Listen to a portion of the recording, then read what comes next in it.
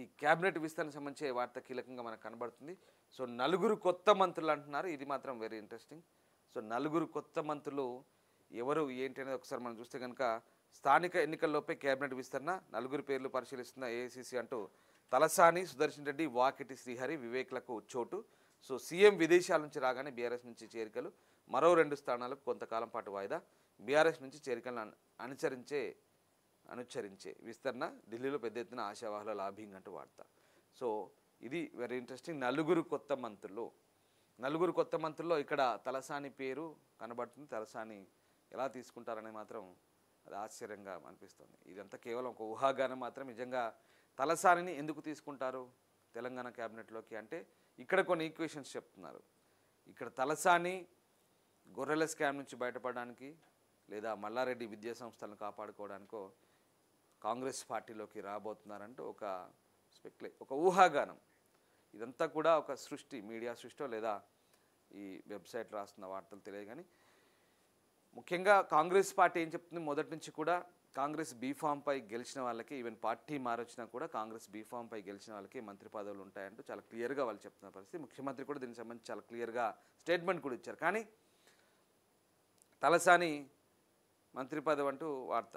But ఇది ఎంతవరకు correct అనేది మనం ఖచ్చితంగా చెప్పలేం. కానీ తలసాని శ్రీనివాస్ యాదవ్కు హైదరాబాద్లో గట్టి పట్టుంది జీహెచ్ఎంసీ మీద. కాబట్టి ముఖ్యంగా ఒకవేళ కాంగ్రెస్ పార్టీ కనుక అదే ఆలోచిస్తే రేపు రాబోయే జీహెచ్ఎంసీ ఎన్నికలు ముఖ్యంగా గ్రేటర్ హైదరాబాద్ని టార్గెట్ చేసుకుంటే కనుక ఇక్కడ తలసానిని ఒకవేళ పార్టీలోకి తీసుకొని మంత్రి పదవి ఇవ్వాలనుకుంటే కనుక మేబీ ఆ కోణంలో ఏమైనా సాధ్యం కావచ్చు. దానికి చాలా కసరత్తే ఉంటుంది. ఎందుకంటే అంత ఈజీగా ఉంటుంది. ఎందుకంటే ఆల్రెడీ దానం నాగేందర్ పార్టీలో చేరారు. దానం నాగేందర్కు మంత్రి పదవి కట్టబెడతారు. ఎందుకంటే ఆయన సామాజిక వర్గపరంగా, అలాగే హైదరాబాద్కు ఎలాగో మంత్రి పదవి లేదు, హైదరాబాదు రంగారెడ్డి జిల్లాలకు మంత్రి పదవి లేదు, ప్రాతినిధ్యం లేదు, కాబట్టి ఇస్తారు ఎవరికొకరు. కానీ ఇక్కడ దానం నాగేందర్ కాదని, దానం నాగేందర్ కూడా సిటీ మొత్తం పట్టుంది. గతంలో ఆయన సిటీ కాంగ్రెస్ అధ్యక్షుడు పనిచేశారు, 2 సార్లు మంత్రిగా పనిచేశారు, ఆయనకు అనుబంధం. మరి దానం నాగేందర్ కాదని మళ్ళీ బీఆర్ఎస్ నుంచి తలసాని తీసుకొని తలసాన్ని మంత్రిని చేస్తారా?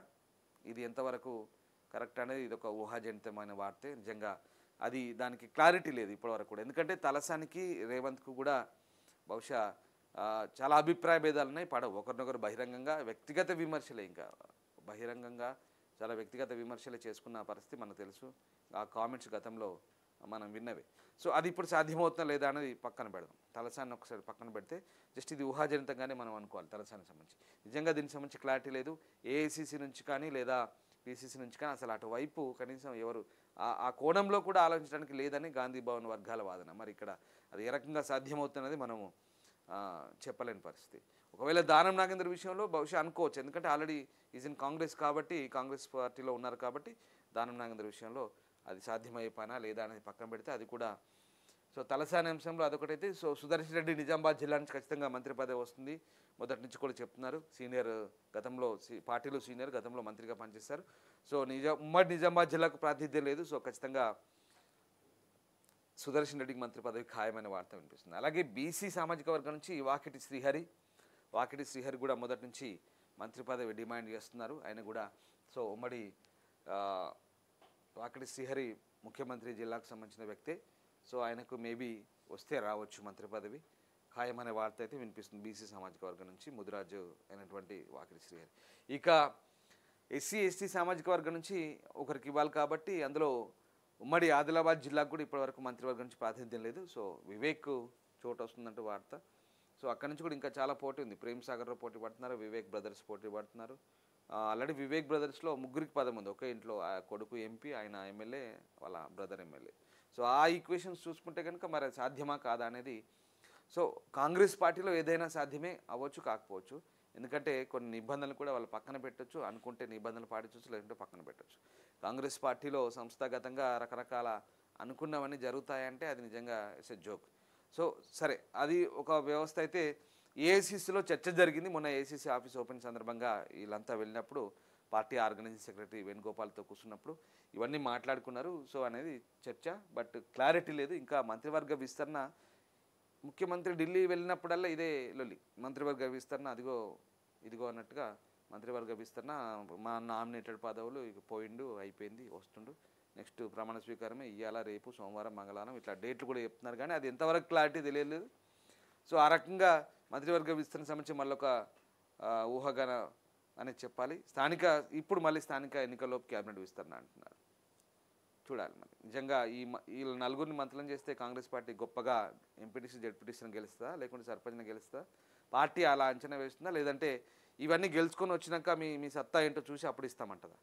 సో మళ్ళీ ఇంకా దాని గురించి ఏఐసీసీ నలుగురు పేర్లను పరిస్థితి వాస్తవానికి 6 మంత్రులు ఇప్పుడు ఉండాలి. సో నలుగురినే ఇస్తారు, ఇంకో 2 తర్వాత చేస్తారు అంటున్నారు. ఇది కూడా ఆ 2 ఎందుకు తర్వాత చేస్తే 6 చేయొచ్చు కదా, ఎందుకు 4 చేస్తారు?